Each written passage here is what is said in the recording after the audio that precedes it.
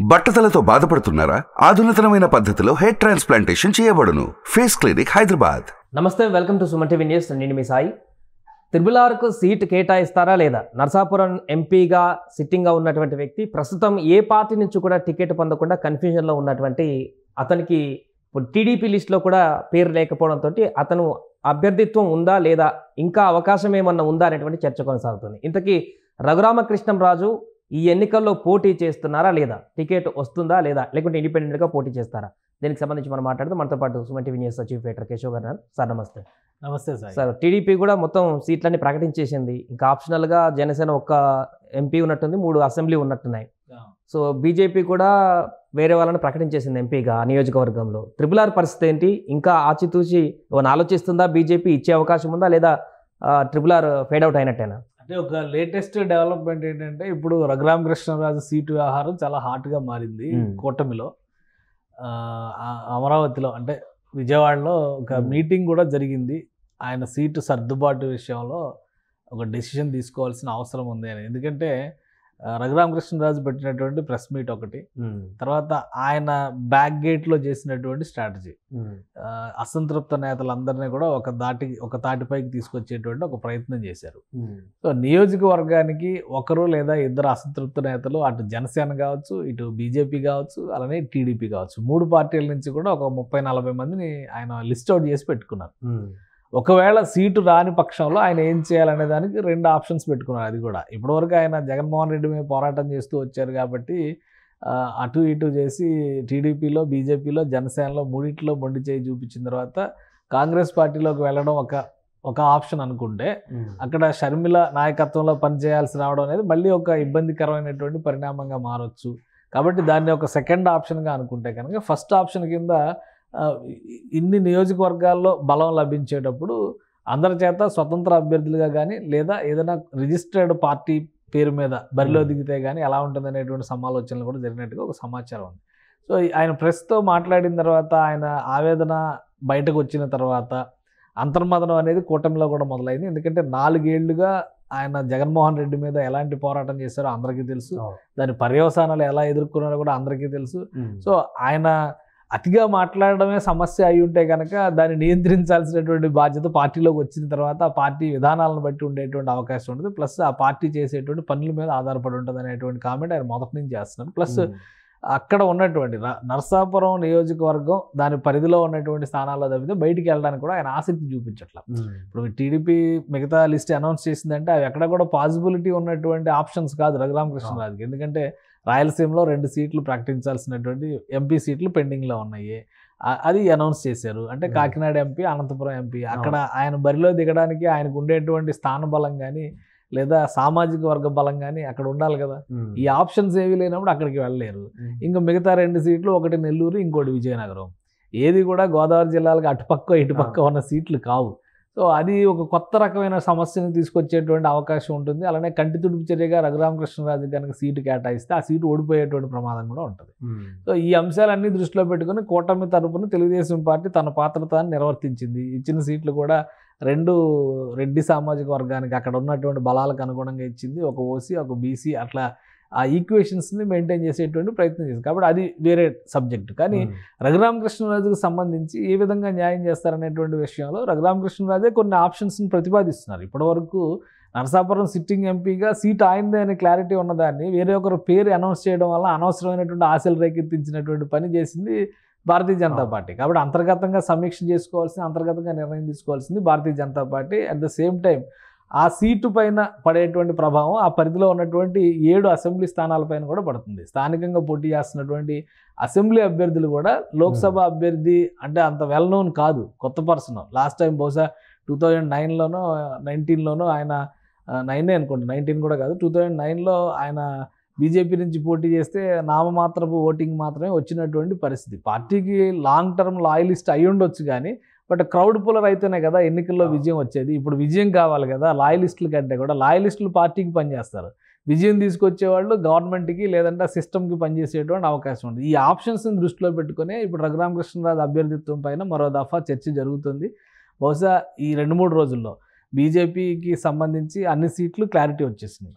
ఈ 2-3 రోజుల్లో అధిష్టానంతో కూడా సంప్రదింపులు జరపడం ద్వారా ఈ మార్పులు అనేటువంటి అంశం పైన ఒకసారి పునరాలోచన జరగవచ్చు అనేటువంటి చర్చ. ఒకవేళ జరగకపోతే అప్పుడు ఏం చేయాలి అంటే రఘురామకృష్ణరాజు అయితే ఇండిపెండెంట్గా నామినేషన్ వేయడానికి కూడా సిద్ధంగా ఉన్నారు అనేటువంటిది ఆయన సన్నిహితుల నుంచి వస్తున్నటువంటి సమాచారం.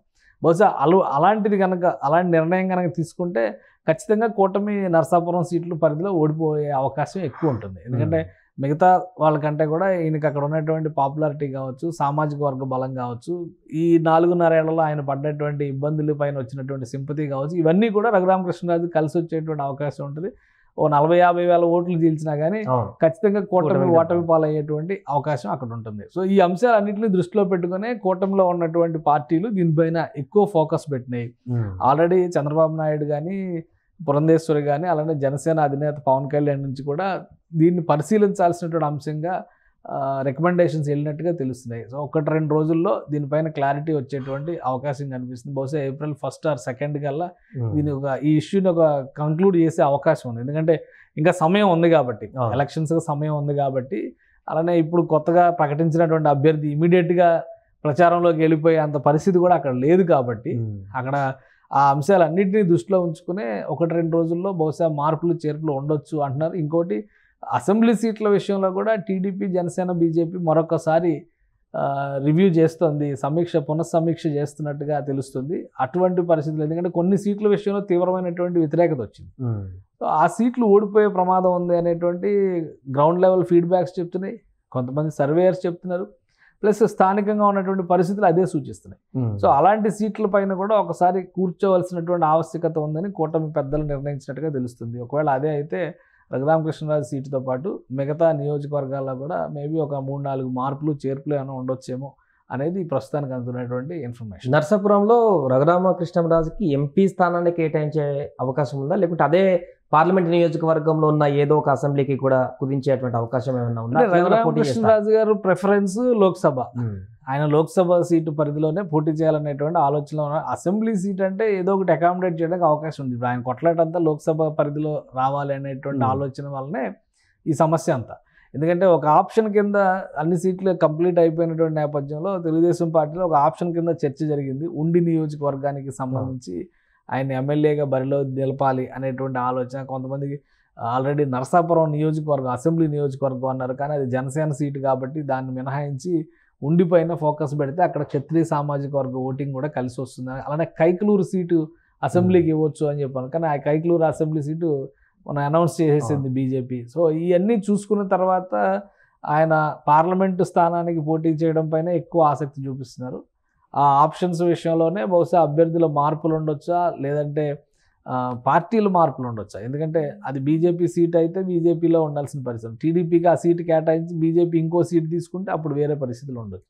సో ఈ ప్రాబబిలిటీస్ ఉన్నాయి, 2-3 ప్రాబబిలిటీస్ ఉన్నాయి. కానీ లోక్సభ పరిధిలో అకామిడేట్ చేయడం పైన అది కూడా అవకాశం ఉండేది. ఇంకో ప్రచారం కూడా జరుగుతుంది. ఇప్పుడు ఇంతవరకు Janasena party Machilipatnam seat announce చేయలేదు, కాకినాడ సీటు అఫీషియల్గా ఆన్ రికార్డ్ ఇంకా ఇవ్వలేదు, ఓన్లీ స్టేట్మెంట్ మాత్రమే పవన్ కళ్యాణ్ ఇచ్చారు. కాబట్టి ఎంపీ సీట్ల విషయంలో ఇంకా కొంత ఫైనల్ డెసిషన్ కాలేదు అనేటువంటి అభిప్రాయం నడుస్తుంది.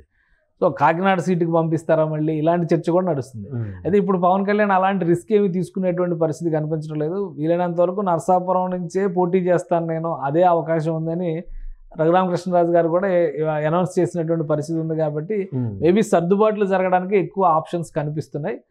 ఆల్రెడీ శ్రీనివాస్ వర్మ కూడా రఘురామకృష్ణరాజుని కలిశారు, సహకరించమని చెప్పని కోరారు. నాకు టికెట్ కేటాయించింది, ఈ నెల నా శ్రమకి ఒక ఫలితం దక్కింది అని చెప్పారంటే ఆయన మౌనంగానే ఆయనకి అభినందనలు తెలిపి పంపించారు.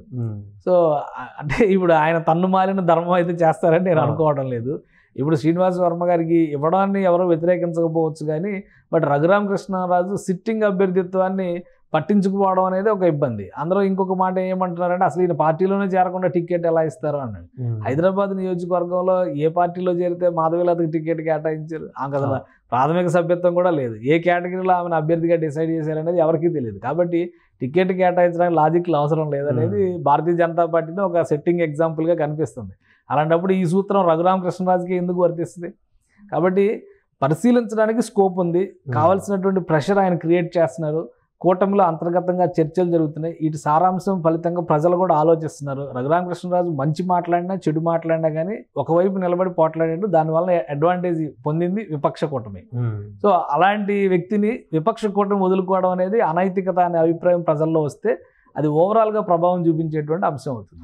కాబట్టి జాగ్రత్తగా దాన్ని పరిహరించుకోవాల్సినటువంటి అవసరం ఉంది. ఆయనకి ఏ విధంగా ఆయన అసంతృప్తిని బుజ్జగిస్తారు, నిజంగా సీటు ఇవ్వడమే ఒక ఆప్షనా లేదా సీటు ఇవ్వడం కాకుండా ఇంకేమన్నా ఆప్షన్స్ ఉన్నాయా కూడా ఆలోచించుకొని అంతర్గతంగా ఈ అసంతృప్తిని చల్లబరుచుకోవడం అనేది కూటమి బాధ్యత. లేదంటే కూటమికి నష్టం జరుగుతుంది. బీజేపీ ఒక్కదానికే కాదు, టీడీపీకి జనసేన కూడా నష్టం జరుగుతుంది. ఆ నియోజకవర్గాల పరిధిలో ఉన్న 7 అసెంబ్లీ స్థానాల పరిధిలో కూడా నష్టం జరుగుతుంది. సో ఈ అంశాలన్నింటినీ దృష్టిలో పెట్టుకొని కూటమి పెద్దలు బహుశా చర్చలు జరుపుతున్నారు. దానికి తగ్గట్టుగా ఒక ఫలితం వస్తుంది బహుశా 1-2 రోజుల్లో. రైట్. సో మొత్తానికి నరసాపురం టికెట్కి సంబంధించి సస్పెన్స్ అయితే ఇంకా కొనసాగుతుంది. దీనికి సంబంధించి రఘురామకృష్ణరాజుని అలొకేట్ చేయాలా వద్దా అనేటువంటి దానికి సంబంధించి మరొకసారి 3 పార్టీల నేతలు కూడా సమావేశమై మాట్లాడుతున్నట్టుగా తెలుస్తుంది. సో మరి ఇక్కడ మార్పు చేర్పులు ఏమైనా ఉంటాయా, లేదంటే రఘురామకృష్ణరాజుకి అలానే ఇంకా వేరే ఏమైనా ఆప్షన్ చూపెడతారనేది మరికొద్ది రోజున తెలవాల్సిన అవసరం ఉంది. సుమన్ టీవీలో మీ పర్సనల్ అండ్ బిజినెస్ ప్రమోషన్స్ కోసం కింది నెంబర్కి కాంటాక్ట్ చేయండి.